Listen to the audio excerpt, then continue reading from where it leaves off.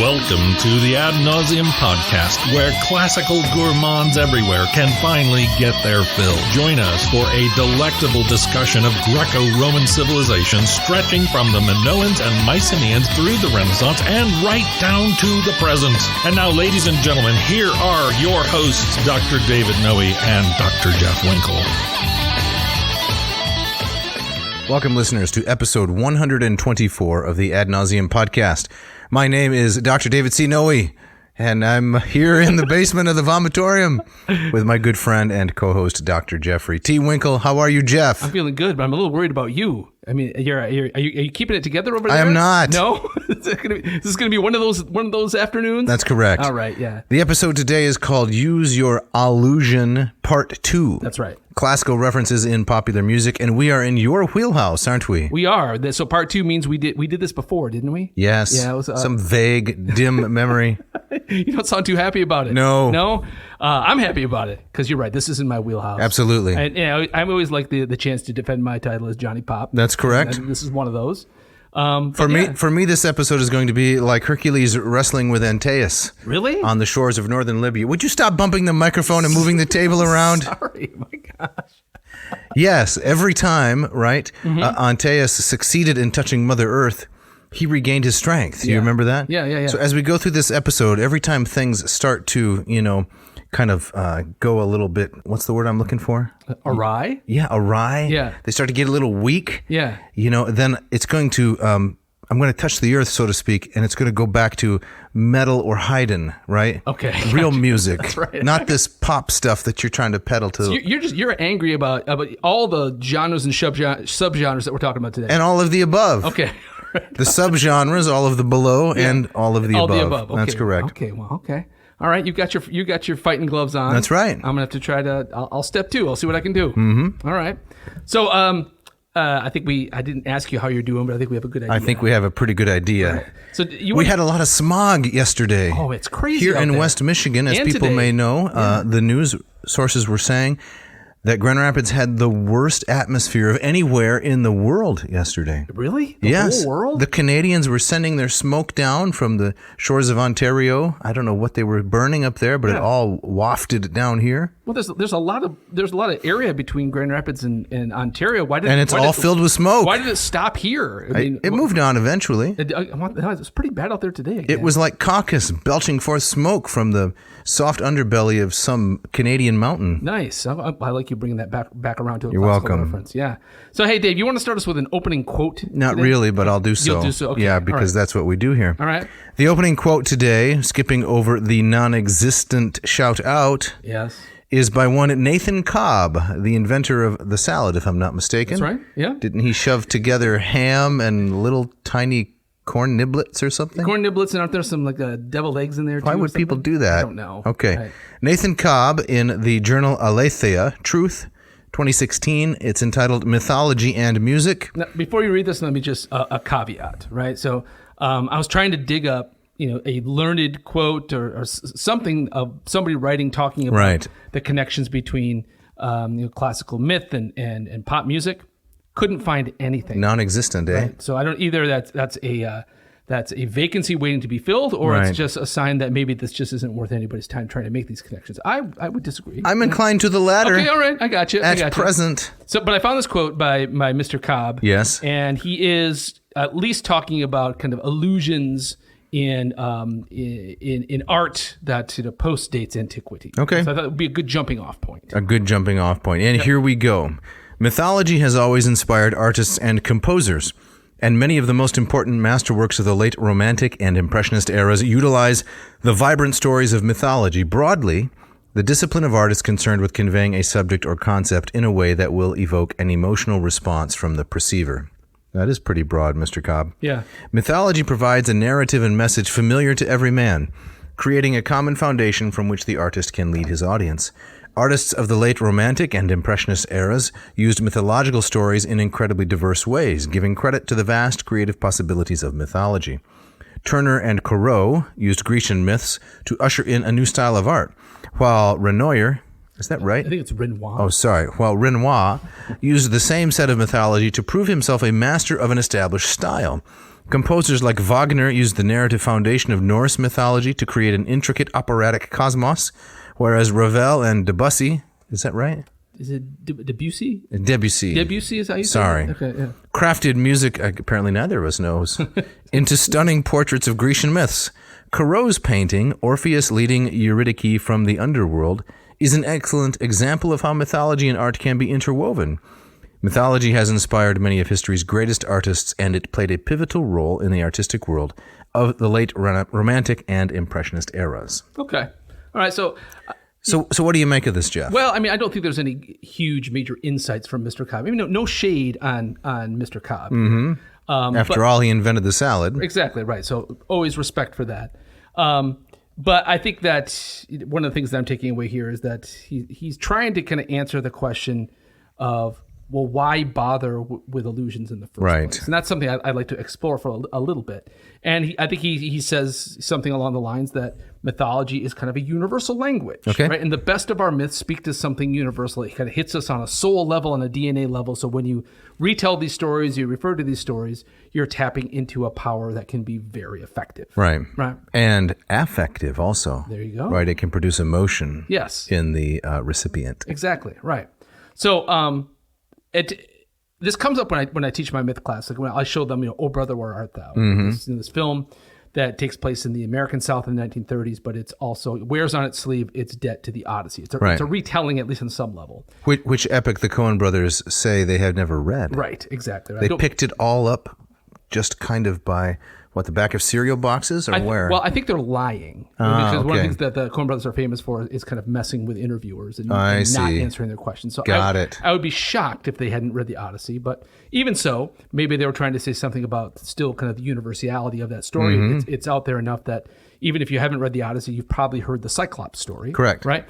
And so one of the questions I always ask my students when we watch the film, and by and large, the vast majority of them enjoy the movie. Right. But I ask them, why bother alluding in the first place? Right. Like, why does retelling the Odyssey in that way make it a better story? Does it make it a better story? So what's the point of an illusion? So in Cobb's article, I mean, he's talking about mostly, works of art and works of music from an era where perhaps amongst at least, the educated set, this was more common knowledge. Everybody grew up with the myths, or, if you had a kind of a Renaissance, post-Renaissance education, these were stories you simply knew. Okay. And so they're speaking a language that they could be fairly confident that the bulk of the audience would already know.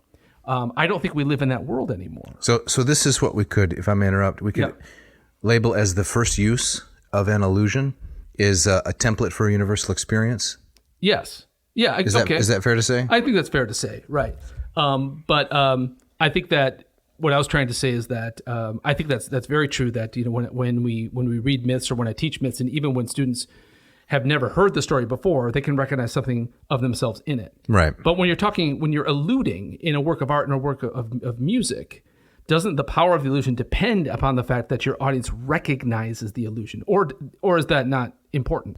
Well, I think we spoke last week, maybe the week before, about how illusions don't have to be received by the audience in the way that the artist intended for them to be valuable. Sure. Yeah, no, that's definitely true in the way that Ovid alludes to Virgil, right? So, I mean, this kind of game playing has been going on for a long, long time. It's not just something that showed up after the Renaissance. Oh, let's allude to antiquity. Yes. For whatever reason, this has been going on in probably every culture that has a back catalog of works of art. Right, which in fact is the definition of a culture. So that would be all of them, right? Right, there you go. You've got to have a common supply of literature and references in order for it to constitute a culture. Yeah. So what would you say is the second reason? Well, this is something I've seen. I think this is very popular today, and not just in pop music, but in literature, and I think in film as well. Is you take a piece of a famous story, and you flip the script, you turn the tables, and you focus on the experience of someone who's in the original versions of the story, the earliest version of the story, marginalized. Right. And so example that this made me think of is like Madeline Miller's Circe. Yep. So take that character and then tell the story from her perspective, or Margaret Atwood's The Penelopead. Right. And so the story of Odysseus, but from the point of view of Penelope. Or in this instance, maybe Mishka could record the podcast and we do the sound engineering. Here we go. Exactly. All right. Flip the script. Turn the tables. All right. So I guess we'll hear from Mishka how she feels about that. Right. So that's a very kind of common I think that I see nowadays. I think it's another one of these ways that keeps the myths alive, and they can also take on various shades. They often will have a more kind of ideological form to them. Yes. Some people like that. Some people don't like that. That's exactly what Virgil was doing with the Aeneid. But true enough. Aeneas is a fairly minor character in the Iliad. Yeah. Until his story is picked up by Virgil. Yeah. Exactly. How about the third use of allusions? This one is we have one example. I don't know if we'll get to today. It depends on how much time we got.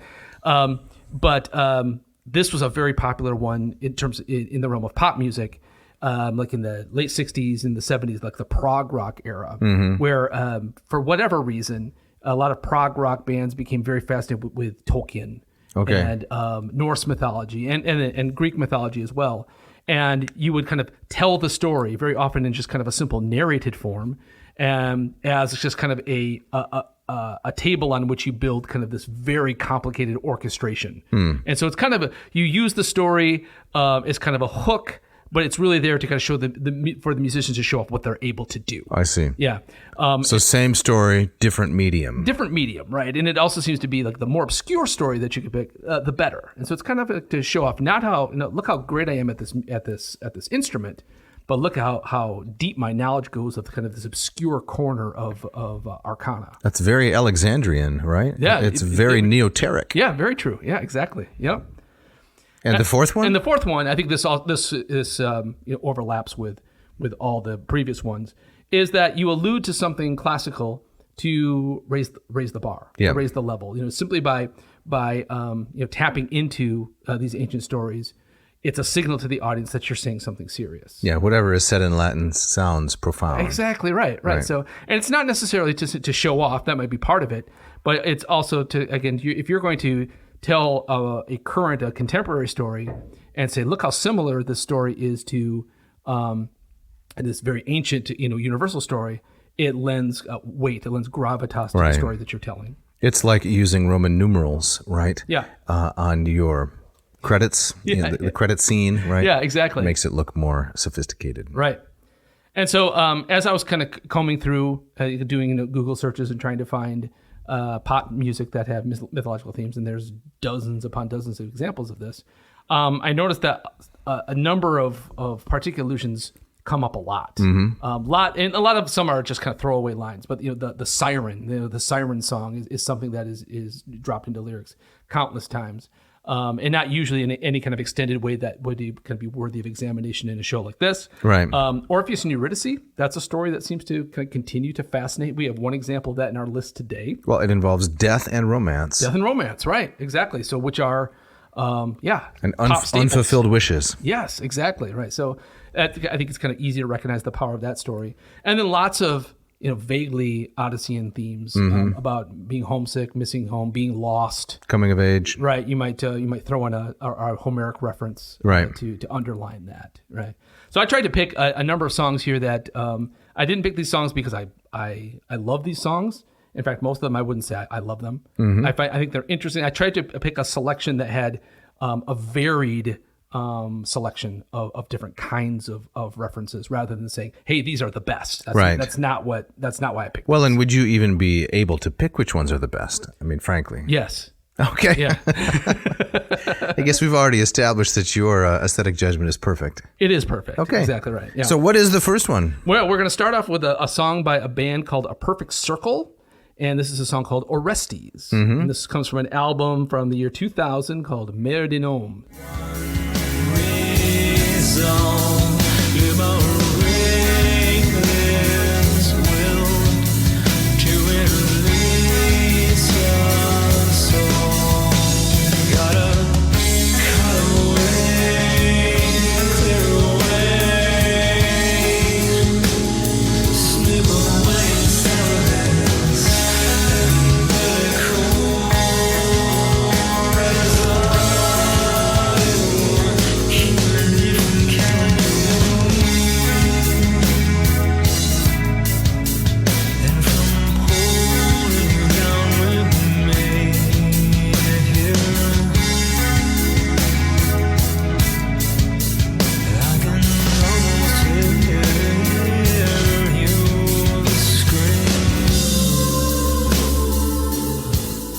Well, there you have it, Jeff. So how would you describe this musically, first of all? It's kind of even though this came out in 2000, this is to me it stinks of kind of the mid 90s, kind of Depressing. It's kind of that over serious kind of grungy template, which I don't care for at all. Yeah. So I'm with you there. Yeah. Right. So, now, how about the lyrics and the mythological meaning? Okay, so here's what I'd say is kind of a key lyric here. What what's interesting about this song is that it's called Orestes, but Orestes is never mentioned in the song. All right, which is I think that's kind of an interesting way to allude, right? And so the songwriter is basically saying, okay, this guy's name doesn't show up anywhere in the song. And if you want to kind of understand this better, you have to do a little, homework yourself. I see. Or if you know the story, maybe you'll make the connection. So the lyrics go, liberate this will to release us all, got to cut away, clear away, snip away and sever this umbilical residue that's keeping me from killing you and from pulling you down with me in here. I can almost hear you scream. That's pretty dark. Yes, right? It is grim. Right. And visceral. It's very visceral. And so it made me think of... I think people listen to music, they consume art for wildly different reasons. Absolutely. Exactly right. So one of the number one reasons is to create mood. Right. They want to create a certain mood, right? I don't feel right. I need to listen to some blues, or I feel sad. I want something that's upbeat. Yeah. And they don't even really think about the meaning much of what they're consuming. It's I think that's very creation true. Of a mood. Right. Exactly. So this is a song written by a local Grand Rapidian. This is a guy by the name of Maynard Keenan. Mm-hmm. He's most famous for, this is one of his bands, but he's the lead songwriter for a band called Tool, which has got a rabid following. Really? Never heard of it. There's a guy in the band that I used to be in, a huge Tool fan, and would follow them around the country. It's kind of has kind of a Grateful Dead. Yeah, exactly. So and so he grew up in Grand Rapids. He went to the Kendall School of Art and Design. If you're local, you might recognize that name. And had a famously, for those in the know, embattled relationship with his father.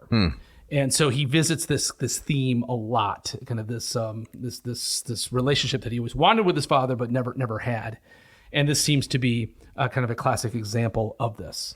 So, which I thought was okay. So Orestes in the myth, he's got to kind of return from a kind of exile, and he has to avenge his father. By killing his mother. Right? Yes, that would be Clytemnestra. So to my mind, just from that basic outline of the story, it doesn't seem the best illusion for someone trying to tell a story about a son's embattled relationship with his father. Unless you're talking about Orestes was, his father was absent. True. For in the war. In the war. But what is he going to choose? Is he going to cast himself as Electra? Well, get out of that family. There's got to be maybe better examples to talk about kind of a tortured relationship between father and son. I just know Orestes is the best one. Yeah. I don't know if Maynard knows his myths all that well. Deeply enough. Right. Yeah. So I found this from. This is a quote from songfacts.com, where there's nothing official or peer reviewed about this. This is where just anybody can go on and say, hey, this is what I think the song is about. And call it facts? Okay. And they kind of stack these up. But I thought this was interesting. This anonymous author writes, this song can be referring to Maynard's childhood. Maynard was abused as a child emotionally and physically. In this song, he's talking about how he often wanted to kill his parental figure who was abusing him. So maybe there you're getting some of the kind of the Clytemnestra aspect of it. And I don't know. But couldn't because of the emotional attachment he has to them just by being their son. Umbilical residue keeping me from killing you. The only thing that's stopping him from going after his father is the fact of their biological connection. And so this is a topic that Maynard has mentioned in Tool songs as well. So apparently this is a well that he goes to often. So, this is a personal thing that kind of darkness in a pop song, I'm not drawn to that. Maybe it's just kind of a story I can't relate to. Right. But because you were blessed to have a good relationship with your parents. Yeah. Well, exactly. Right. So I can understand why some people might relate to this and kind of commiserate with this, but as a workup, this is not something I would go to even create a mood. Yeah. So we go on from there to something that's much more upbeat. Okay. Well, upbeat, but not as upbeat as this band is usually known for. Well, let's just roll the clip and let people figure out who it is. Okay. Down the street, they're all singing and shouting, staying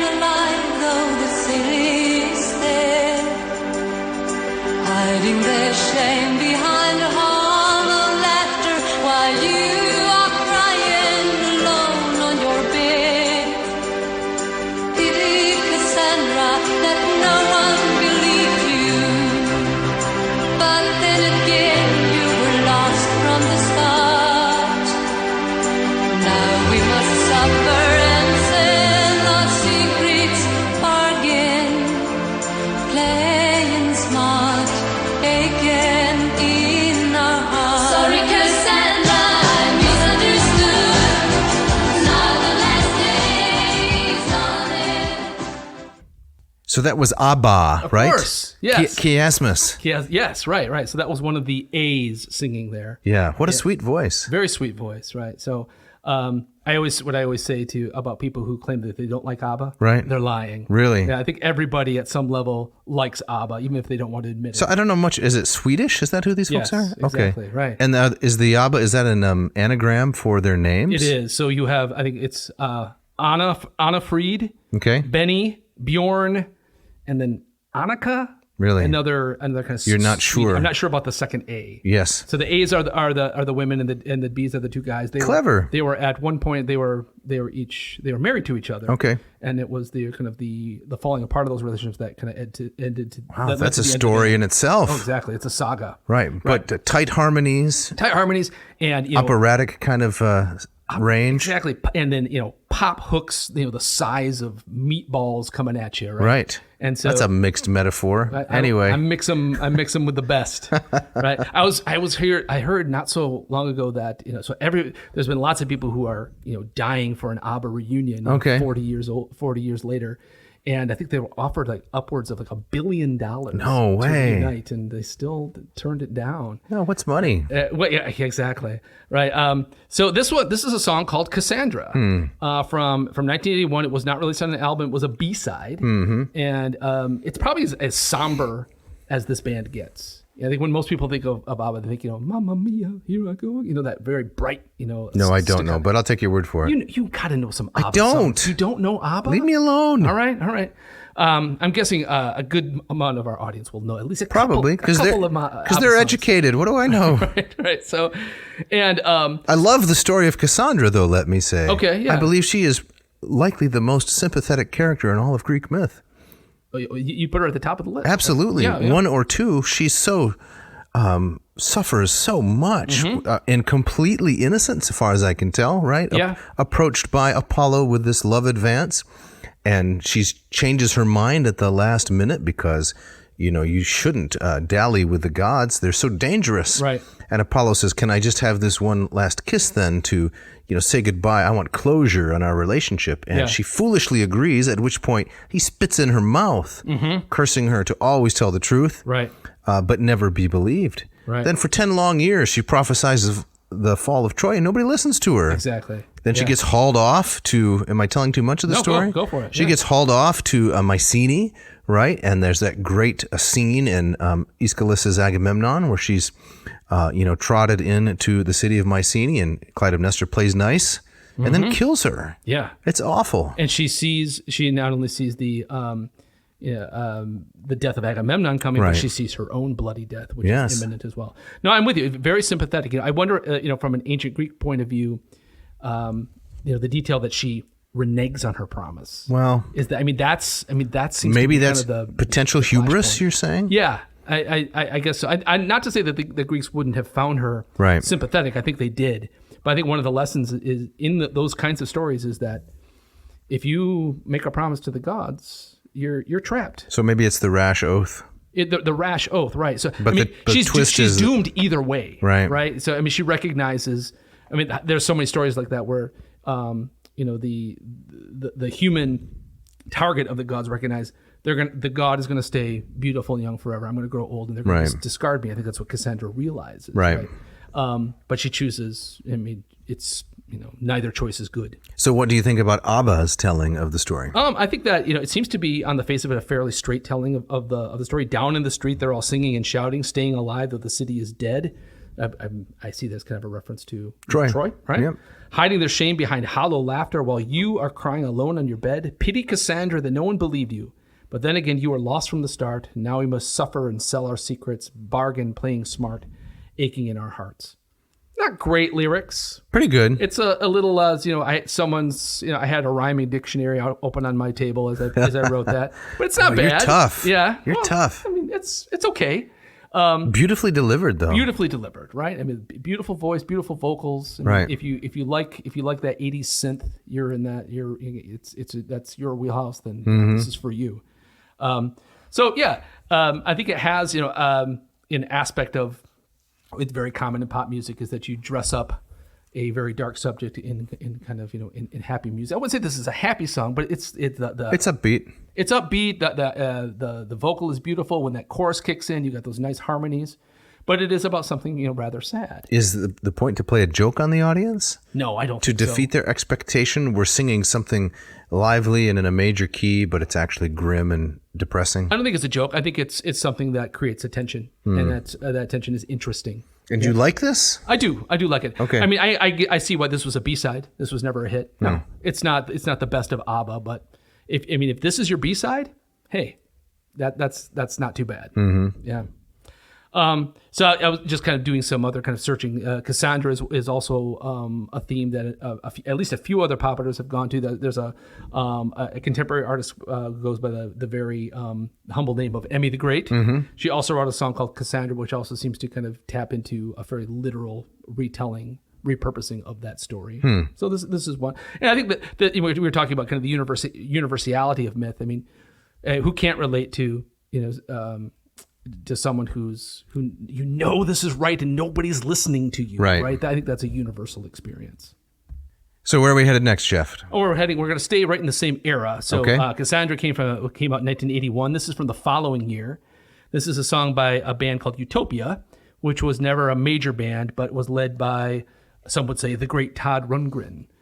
Who's that? He is probably most famous as a producer, a record producer, and so he's kind of the mastermind behind a ton of kind of massive albums from the 1970s and the 1980s, and he had kind of a small solo career as well. Have you ever heard the song "I Don't Want to Work, I Just Want to Bang on Me Drum All Day"? No. Okay. He had that one called "Hello, It's Me."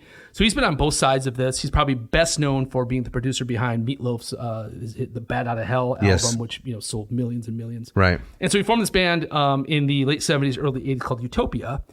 And this is from an album called "Swing to the Right."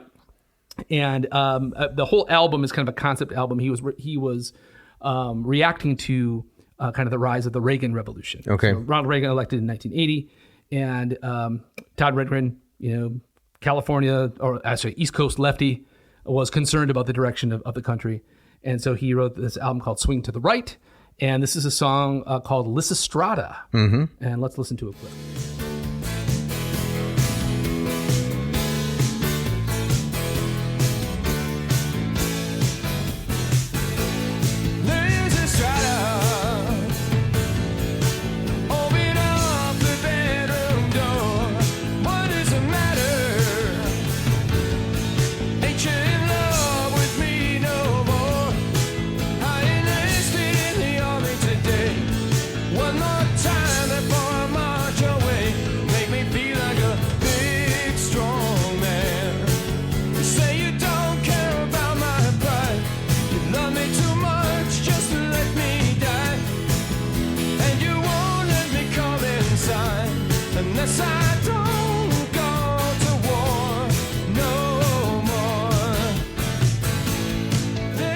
So what do you think, Jeff? Not first impressions, but tell us what to think, Johnny Pop. I like it. Okay. I mean, that's a solid pop song. All right. What makes it solid instead of squishy? There's nothing revolutionary or experimental about it.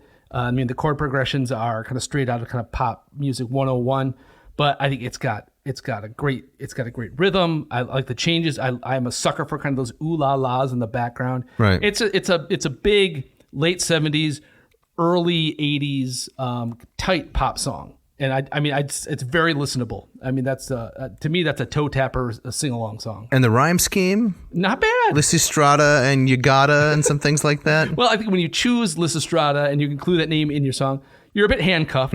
So what are you going to do? Ricotta. I don't know. So, again, it's not Shakespeare. Okay. But I mean, it's not supposed to be. All right.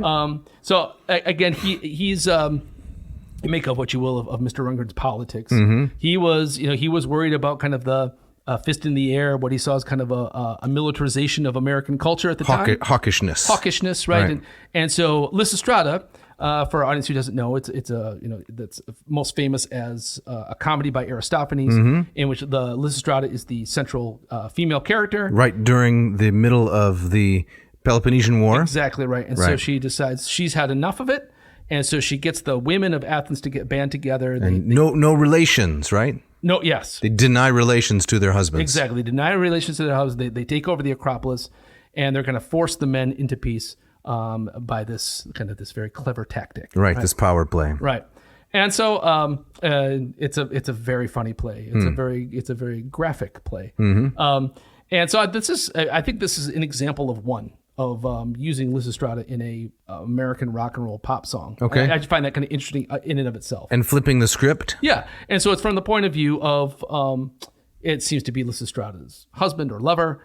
And so he's begging her to pay attention to me, right? Open up the bedroom door, let me in, right? And he starts the song basically by saying, "I've got to go to war. I've got no choice about this, right? Here can you just see me off, one more time?"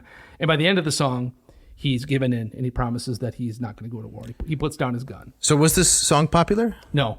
It was. I think it maybe cracked the top 40. Top 40. I think maybe like 38, and then it dropped out. Can you imagine Casey Kasem introducing this song? I would love to hear. Well, if it cracked the top 40, he probably did. He would have to, right? But now I would actually doubt this cracked the top 40. It takes a certain amount of courage to label a pop song Lysistrata. It does, right? The only thing worse would be Thesmophoriozusae, Exactly, which was another Aristophanes play. Right. Try coming up with a rhyme for that. That's one. right. But I was looking around. He performed this with his band on the David Letterman show. Oh. So I think he definitely, or he or the record company said, "Oh, this is a hit. Let's give it a try." It never landed. But I'll listen to this. I'll put that on. I think of all the songs we're doing today, this might be in terms of just pop goodness. Yeah. Probably my favorite. Okay. Yeah. So we move on from that to the final one before the looming break. Yes. And that will be No One Knows My Plan. Yes, by They Might Be Giants. Okay, roll the clip.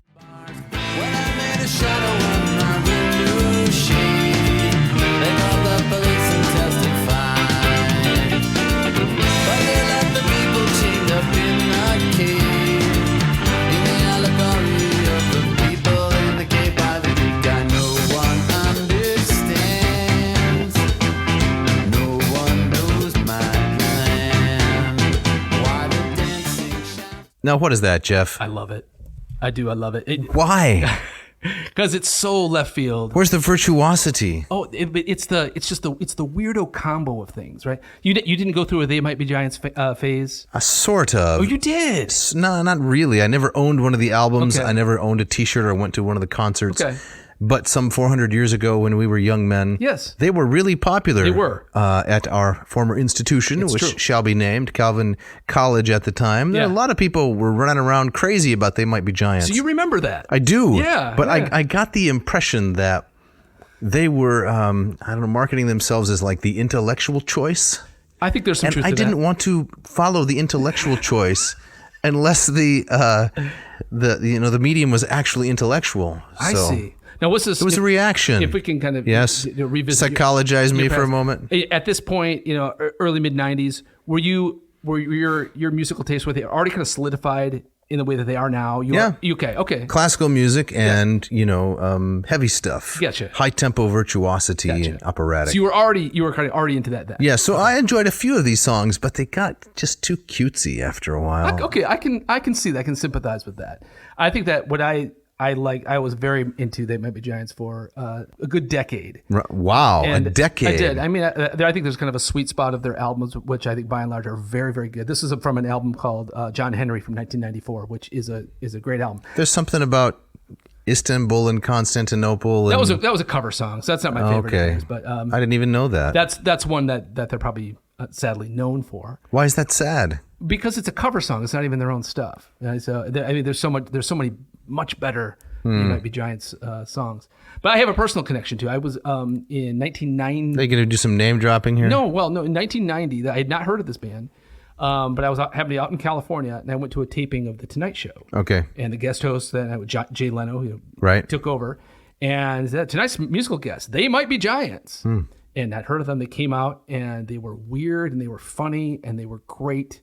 And you were hooked. I was hooked, and so I went on that trip. I went out and bought the cassette of their album Blood, and I loved it. That's the one with the bluebird of friendliness, isn't Yes, it? exactly. And Istanbul is on that one as well. So that's a good line, a bluebird of friendliness. Yes, exactly. And there's Whistling in the dark. right. There's also there's a number of classical references in the song. There's in that song of the Bluebird of Friendliness songs, like after killing Jason off and countless screaming Argonauts. Yes, I remember that. But what does that mean?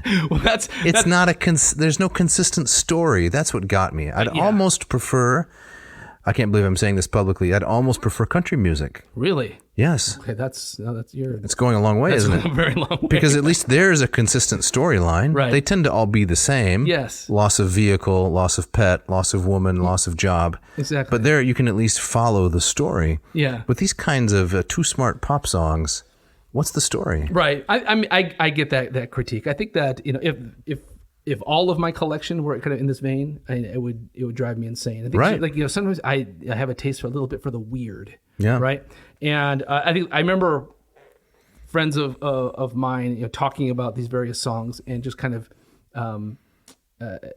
and being astounded just by the oddity of it all and kind of reveling in it. Xenophilia. And so it's a lot of it just seems to be kind of like a Rorschach blots. Okay. Thrown at the wall, and it's kind of up to you what It's you make. great when you're an undergrad, but Exactly. Maybe it doesn't age all that well. that's what I was thinking. You stayed with it for a decade. I did. So let's talk about this song, No One Knows My Plan. Right. So here are kind of the key lyrics here. So when I made a shadow on my window shade, they called the police and testified. But they're like the people chained up in the cave in the allegory of the people in the cave by the Greek guy. No one understands. No one knows my plan. That's Plato. It is Plato. Why do they say it like that? By the Greek guy? Right. Because it's funny. Okay. Right, exactly. It's just kind of a tossed off reference to Plato. In the allegory of the people in the cave by the Greek guy. By the Greek guy. Yeah. It's like reading someone's class notes for philosophy 153 or something. Right, who didn't catch Plato's names. it's just the Greek guy. Right. So I think you can either find that irritating or you can find it kind of charming. Okay. in ways. Do you want to read the random internet interpretation? Right. So there's a whole website dedicated to Don't even tell fan me. interpretation of They Might Be Giants. Where did the songs. name come from?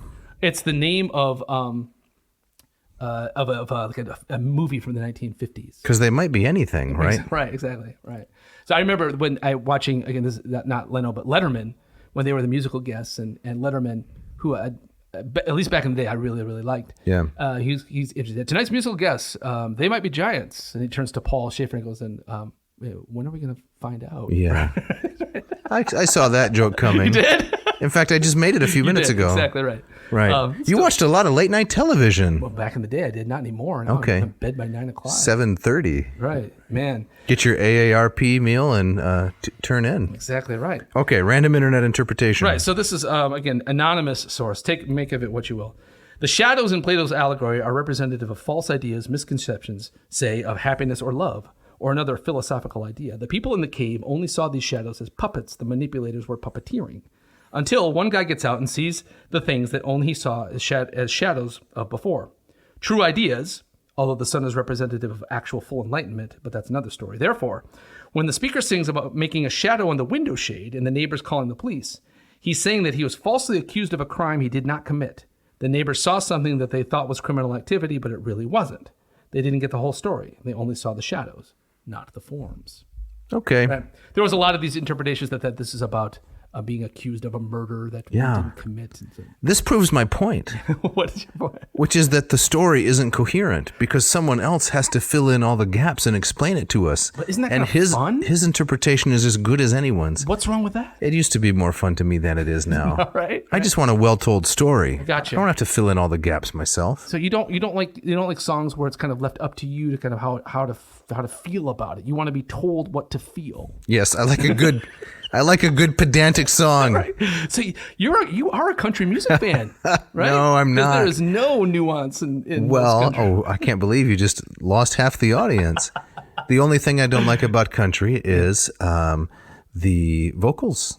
Is the twang? Yeah, Yeah. I don't like that affect. Yeah. It does not appeal to me. Right. A lot of other things about it I like a lot. You know, the guitar playing. Is it Brad Paisley? Is He's a great guitarist. Great guitarist. Yes. Yeah, that's very appealing. Right. So Yeah, I the would. slide guitar, I like that sound. The dobro, the dulcimer. Well, because we should clarify. I think there are like bluegrass music. Yes, I'm verging into bluegrass right. here. Well, in terms of like the great bluegrass players, they're phenomenal. Right. I guess when I say country, I mean like that horrible kind of pop country. Shania Twain. Yeah, it's just. Yes, but speaking of verging into bluegrass, Yes? it's time for the ads.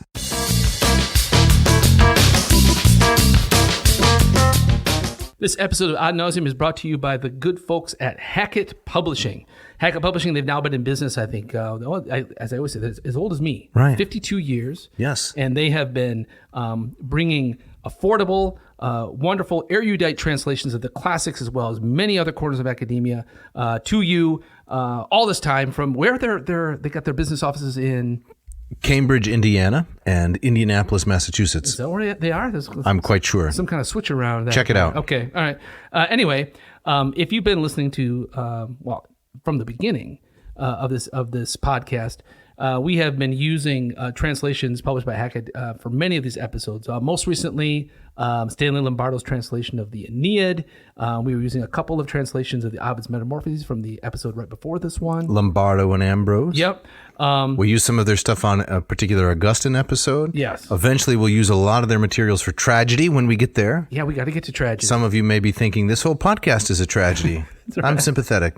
Yeah, we'll get there eventually. Yes. As I've often said, I use these texts in my classrooms. I have them on my own shelves. You got a copy in your glove box in case of an emergency. Exactly right. If I'm stranded somewhere, I want to have my Lombardo's Metamorphoses at hand. Mm-hmm. And these guys have been with us from the very beginning. They believed in us, and you dropped them like an email just saying, "Hey, would you be interested in this?" And they were on board right from the beginning. That was my chutzpah, but it paid off. We're going on 3 years. 3 years. So yeah. almost 3 of those 52 years that they have been in existence, they have been closely aligned with the AdNavseam podcast. Right. So not only a great product, but great people there as well. So instead of cursing the darkness of no one's interested in ancient and important things, why don't you do whatever is cursing the darkness? Bless the light. Yes. And, sign on with Hackett, purchase some of their products, support this humble podcast. Yes. So to do that, take yourself to hackettpublishing.com. It's HACKETT publishing.com.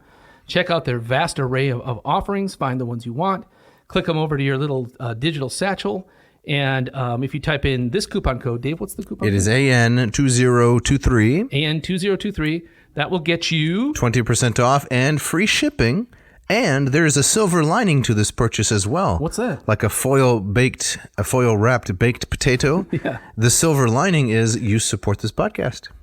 So do not hesitate. This episode of AdNavseam is also brought to you by Racial Coffee. Mr. Mark Helweg, the entrepreneur who lives over in Portland, Oregon, decided it was time that people stop drinking this mass-produced coffee, and he thought, I will invent a machine that will elevate people's home coffee experience. And he did it.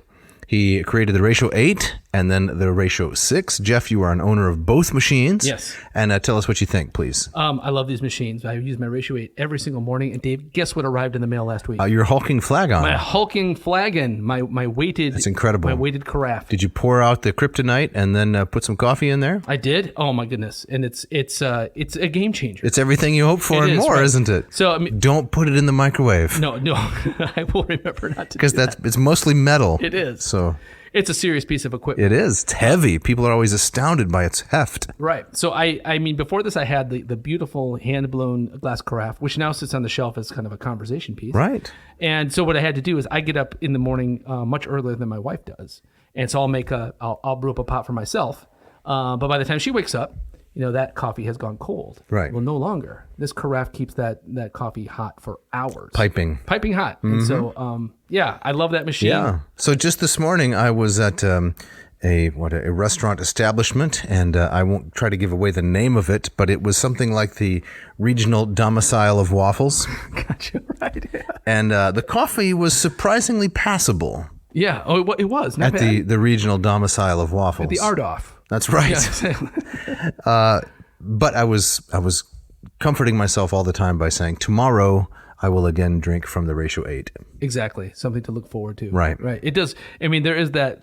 I wouldn't call it a downside, but it ruins coffee. Your other coffee experiences. For sure. Right. Exactly. Right. So if you want to have your other coffee experiences ruined, Yes. Listener, go to ratiocoffee.com, RATIO, browse the extensive catalog, look at the 8 or the 6. Don't be put off by the price. Yes, these are not inexpensive machines, but they're not going to break down and need to be thrown away like the squirty plastic extrusion varieties you can pick up at the store. Very, very true. So what should they do then when they've selected their choice? Then you would type in the coupon code ANCO A6. Yes, this is good only for June. Right. A6. A6. And you'll get 15% off your purchase. What does the A stand for? What It stands for affordable. affordable. There you go.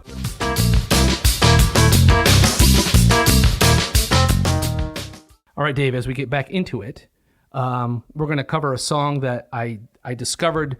I think of all these, this is the only one that I discovered just simply by typing in Google pop music and classical references. You say we're going to cover it? Am I playing bass or what's going on? Oh, I was hoping to. Bass and harmonica. I'm not chill enough for bass. You do have to be chill to play bass. Yeah, you do. Right, you just have to kind of loom there in the background. I can play a mean harmonica. Really? Yeah, sure. Okay. Well, Shall we just roll the clip? Let's do it.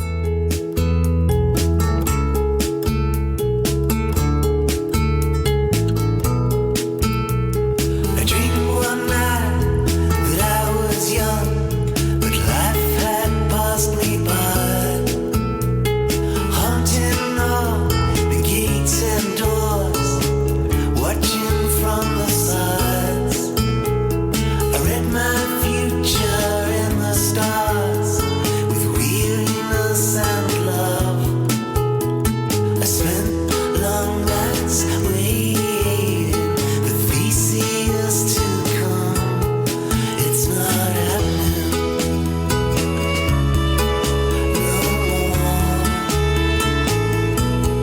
It's not happening no more. I am the Minotaur.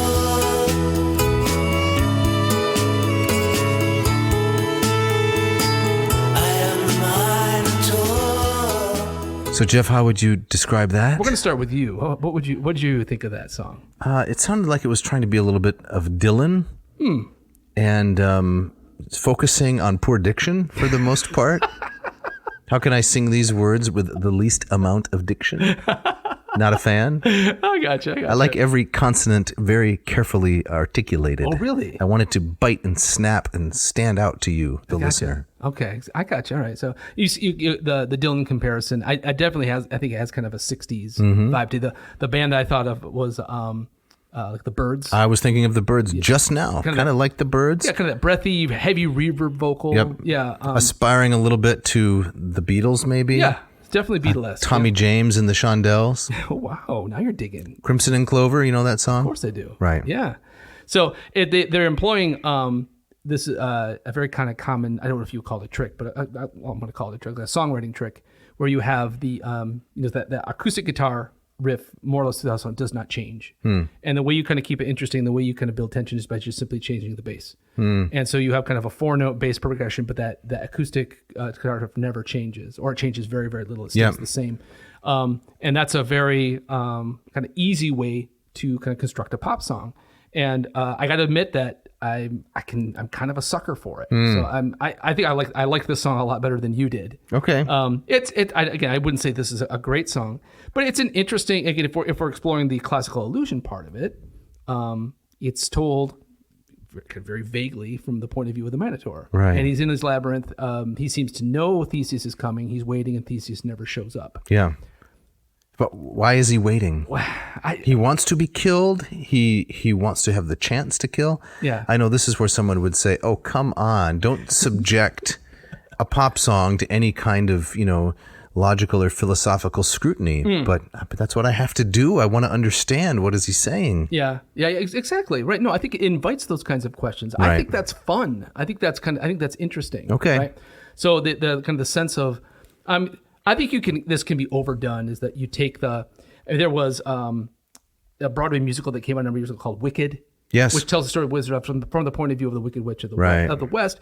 You take the villain and then you kind of make the villain a hero to Right. some degree. I think it's almost become kind of a cliche. Well, they should tell the story of the Wizard of Oz from the perspective of the Munchkins. Oh yeah. And the name of it should be Stilts.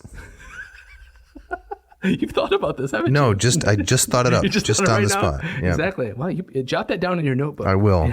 One of the many musicals I'm working on, as you know, Right. including Be That Way, remember? Oh, yeah, that's you got to come up. The first musical based entirely on resentment. Every song. Yes. I mean, I'd go to that. I know I'd you buy, would. I'd buy that album. If you didn't go, I would be quite upset. Right. So our Minotaur in the song, or Minotaur, is it? Yeah, Minotaur, as they pronounced it. I dreamed one night that I was young, but life had passed me by, haunting all the gates and doors, watching from the sides. I read my future in the stars, which is hard to do when you're stuck in a labyrinth. That's true. Right. And with bull eyes, they don't have good long-range vision. No, it's terrible. With weariness and love, I spent long nights waiting for Theseus to come. It's not happening no more. It's not happy no more. I am the Minotaur. Yeah. I am the Minotaur. More Minotaur. Right. Mm-hmm. So You could have thrown in a shore, don't you think? exactly. Yeah. What's all of this for? Yeah, something Right. like that. Something to ignore. Yes. There's a lot Why of is the places path lined with spores?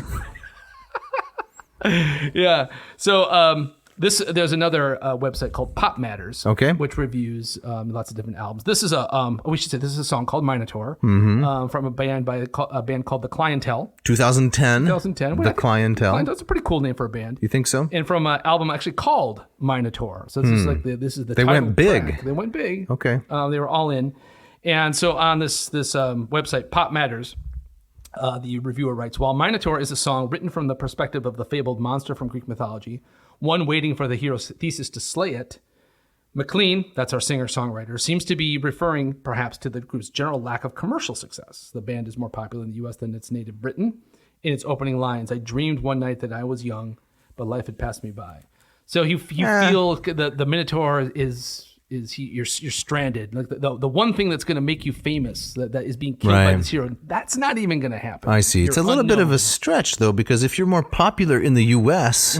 with 330 million people than in your native Britain with, I don't know how many, 40 million, something Right. like that. Yeah. Probably less. Aren't you already having success?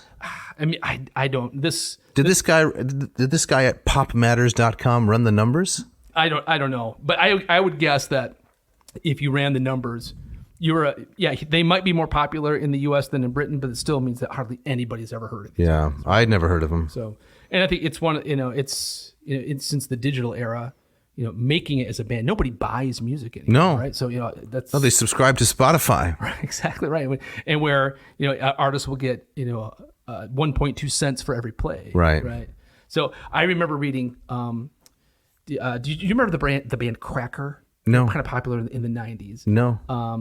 But I'm forgetting. They had kind of a semi-big hit. And he wrote this article kind of detailing how much he made from Spotify plays. Right. And there were millions of plays of this particular song. Right. And he, as the principal songwriter for the song, made I think $13.86. Wow, that's incredible. And he was saying that this He is, should have gotten a sponsorship.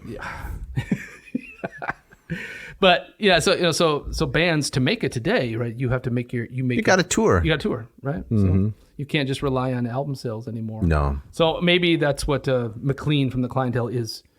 I don't know if he's lamenting. So that. you're having some sympathy for him. I am. Okay. Right? And so, but I think it's again kind of an interesting twist is that you write this kind of this melancholy pop song and invites you to be sympathetic with this half bull, half human creature that's there basically to devour anybody that wanders into his domain. Yes, I think we've mentioned this before, but most visual portrayals, with maybe one exception, from antiquity at least, it is human body bull's head. Yes. There is one ancient depiction of bull's body human head, Oh, really? which is deeply disturbing, That is isn't it? horrifying. Yes. I've been Why? thinking Why? about that. Why though? I don't know what by that is. I mean, I'm going to use the L word. I think Liminality. so the Minotaur is a liminal creature, right? What is it? Does it matter though? You want a human? Isn't it better to have a human head? That's where our intelligence resides, in the brainal portion, right? I suppose. I think it probably comes from just kind of a reversal of expectations. We're so kind of attuned to, if you see a depiction of the Minotaur, oh yeah, bull head guy. Yeah. And so if you flip that, okay, that doesn't work. Does a bull's head look more like a human head than a bull's body looks like a human body? I think that's it. You think that's I think it? that is it, right? That's what makes it so disturbing. They both have people faces, though. They do, right? Unlike birds. That's right. Birds, the creepiness of birds. Yeah, I think that's the subtitle to, the life of birds. We don't have people faces. That's right.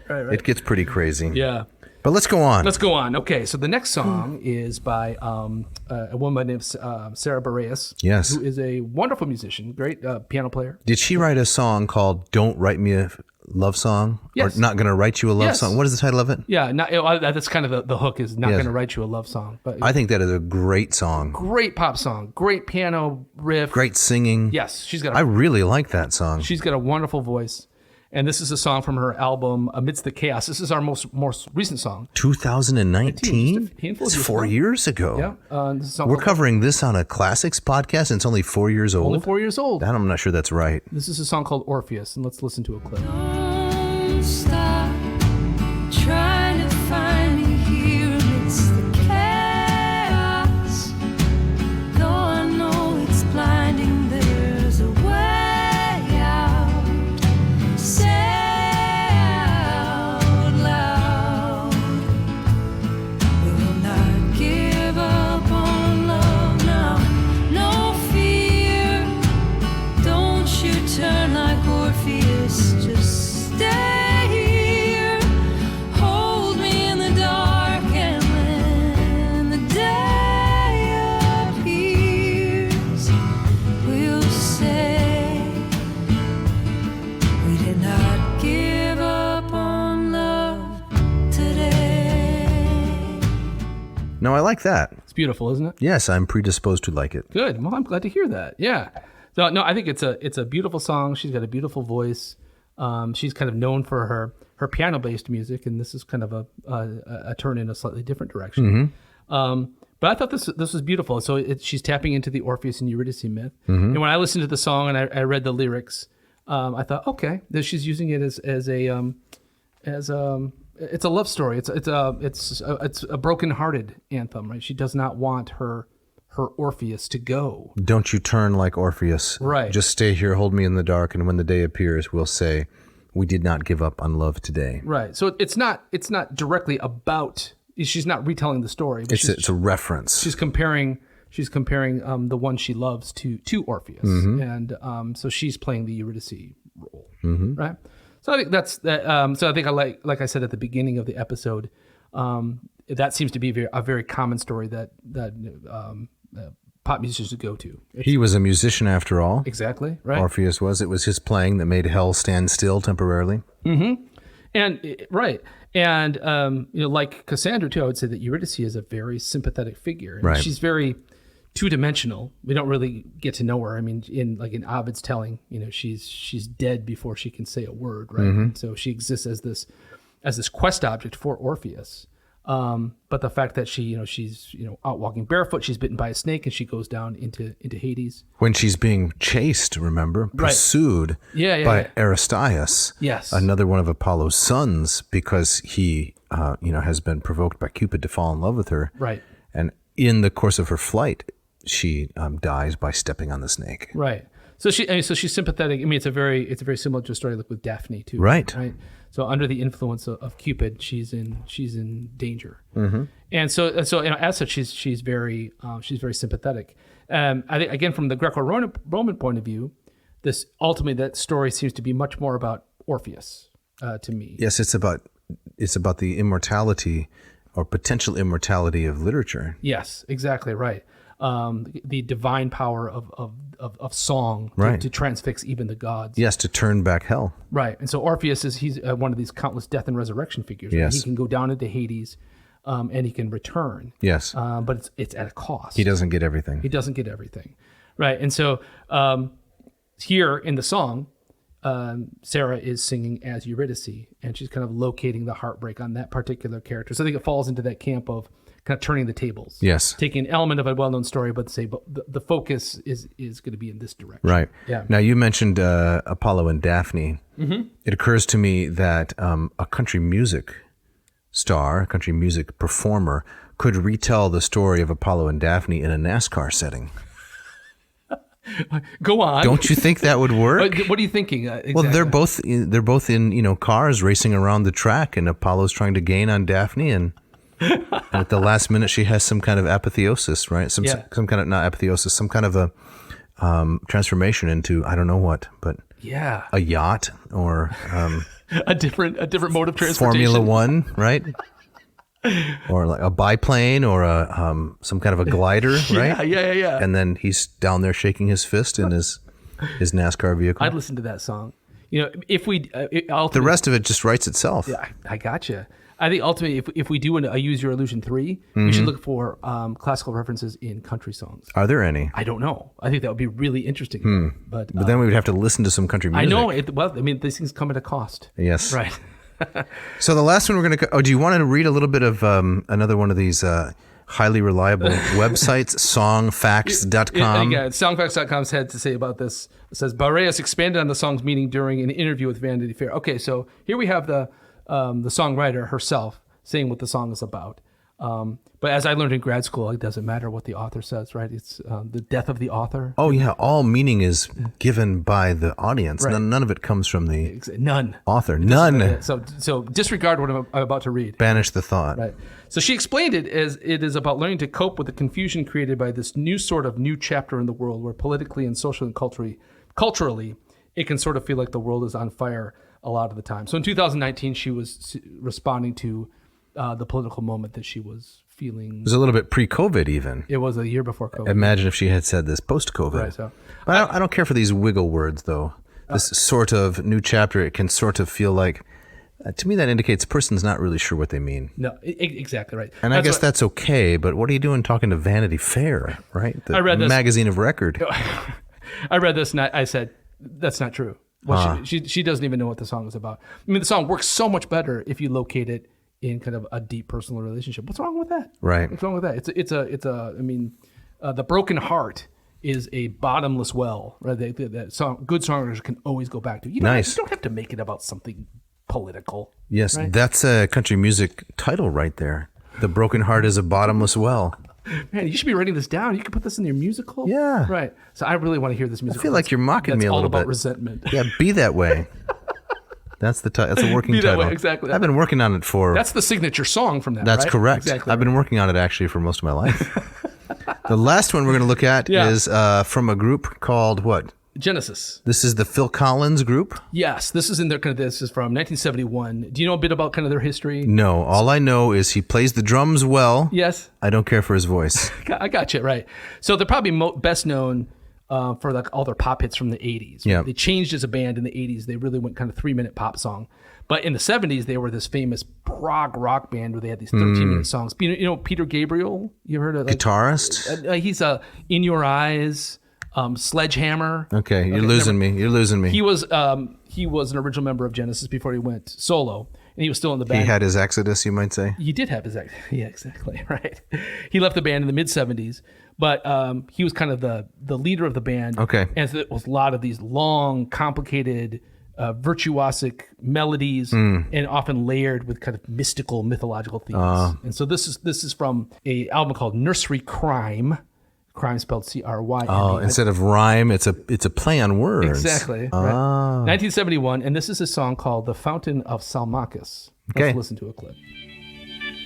From a dense forest to dark pine, Mount Ida rises like an island within a hidden cave. Nymphs and gifted child, Hermaphroditus, son of gods, so bring it there. As the dawn creeps up the sky, the hunter caught sight of a togo in desire for conquest. He found himself within a glade he'd not beheld before. Where are you, my father? Give wisdom to your... Well, Jeff, I think that's enough of a sample, maybe more than enough. Yes, exactly. Now I'm feeling kind of sad that this is the song we're ending. We're ending, yeah. Ooh. Oh, it's self-parody. They take themselves way too seriously. It is. But I mean, it's out of that early 70s art rock, milieu. It's laughable. That did not age well. That's Peter Gabriel singing live there. There in the chorus, I think you could hear a little bit of kind of the melodic Genesis rock that you hear later in the late 70s, early 80s, but for the most part, wow, that's so this was the kind of stuff that paved the way for John Denver, right? How are you seeing John Denver coming out of this? I just mean it was an alternative to this kind of stuff. Oh, I see. Yes, exactly. Something with a storyline, right? Right.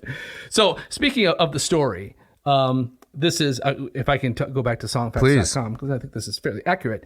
So according to Ovid's Metamorphoses, book 4, a naiad nymph called Salmachus fell in love with Hermaphroditus, the son of Hermes and Aphrodite. When he bathed in her fountain, she embraced him and prayed to the gods to be united with him forever. The gods heard her prayer and merged their bodies together, transforming Hermaphroditus into an androgynous being. Hermaphroditus then cursed the Salmachus fountain so that any man who drank or bathed in its water would also become androgynous. So, I mean, that's a fairly obscure, if you're going to allude to classical mythology, that's a kind of an odd one to do. But it's highly sexualized, right? In some sense, and that's maybe why they were drawn to it. I think so. I don't know. I think maybe not so much kind of the sexualization, but another thing you see a lot in particularly British prog rock of this era is androgyny. And so like David Bowie, Ziggy Stardust, Peter Gabriel, also the way he dressed on stage was kind of meant to kind of be kind of a mix between masculine and feminine. And so I think that's maybe, if I had to pick one thing that what drew them to this story, or drew Peter Gabriel to the story, is kind of a mythological notion of androgyny. So it was part of kind of their elaborate stage act at the time. Like I said, to my eye and ear, it does not age well. Yeah. It's pretty weird. Yeah, I was, as we were listening to the music, we were watching the performance. Honestly, it's not the, if you're correct to interpret this as a song about androgyny, maybe, that's not really the part of it that doesn't appeal to me. It's the over seriousness of the performance. Yeah. And I would say the low quality of the way this song was written. Yeah. Is that fair? I mean, who am I to criticize Genesis? But I remember, speaking of our college days, is that I had lots of heated arguments with people about pop music. When you were supposed to be in class? Yeah, no, I always went to class. Okay. This was outside of class, maybe between classes.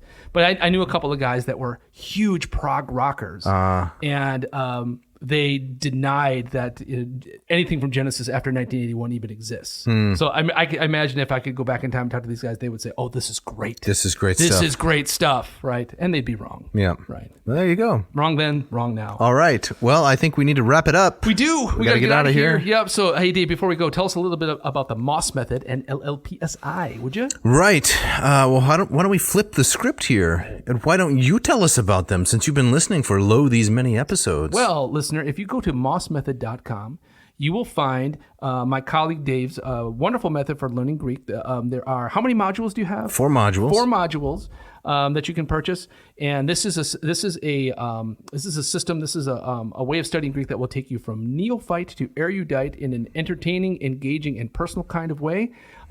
This is not just kind of press play and you're on your own. You have direct contact with Dr. Noe. There's the weekly Moffus hours where you can get together via technology with people from around the world studying Greek. And as Dave often says this, you might be able to find better systems out there. Maybe out there in terms of what you get for the price and the personal contact. I would disagree. I don't think you can do better. And so nicely done, Winkle. So I should hire you as my pitch man. Yeah, you should. So if the audience goes to mossmethod.com, they're going to find a lot of free stuff there. Right. You can sample a lot of the videos out there. If you want to, if this has been a dream of yours to learn Greek, if you want to kind of get deeper into some of the topics we talk about on this podcast, this might be for you. Now, can you do the same thing for LLPSI? I'm not as studied on that one, so I'm going to turn it over to you to talk about the LLPSI. So if you want to learn Latin ab initio from the ground up, go to latinperdiem.com and check out my program using Hans Orberg's Lingua Latina per se illustrata, book 1, Familia Romana. Roma in Italia est, Italia in Erdropa est, Graecia et Italia in Erdropa sunt, et cetera.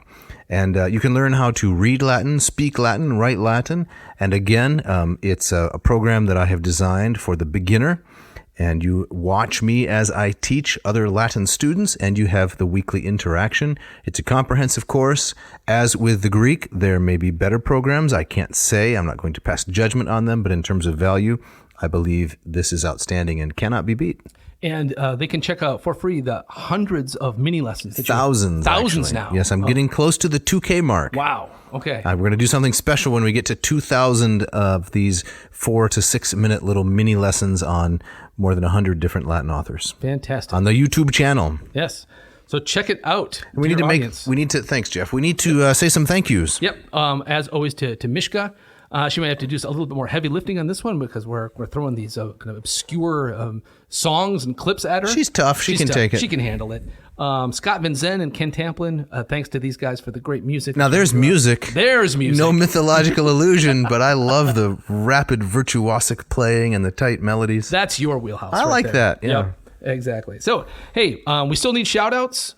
We still would love ideas for episodes. So don't hesitate to get in touch with us. You can write to Dave at AdNavseam.com. Don't forget that V. Or Jeff at AdNavseam.com. Do not forget the V. Jeff, what are we doing next week? I think we're at a TBA. It's another TBD, isn't it? It to be is. determined. Yes. I'd like to tease that I have been thinking for some time now about devoting at least one episode to answering this question. Yes. What is classical education? That sounds bigger than one episode. Yeah, this is a hot topic, perhaps among many of our listeners who teach at classical schools. Some of them teach at so-called classical Christian schools. Yeah. They may teach at public schools, at charter schools, Catholic schools, not teach at any schools. But this is a question very much in the air. What is classical education? Yeah. And there are a lot of opinions out there. And guess what? What? Many of them I don't like. So if we can figure out a way to put this together, I think we'll explore this. That sounds fantastic. Yes. Not next week, but it's in the works. Yeah, that sounds like a great idea. I'd be into that as well. And Dave, you have our gustatory parting shot today. I do. This is from a man named James Boswell, a historical figure about whom I know very little, but his dates are 1762 to 1795. He is most famous as the individual who wrote the biography of the English author Samuel Johnson. So this is James Boswell. He says, "My definition of man is a cooking animal. The beasts have memory, judgment, and the faculties and passions of our minds in a certain degree, but no beast is a cook." Well, I like that. It's kind of an updating of Aristotle. Isn't that nice? I like that a lot. Thanks for listening. Thanks.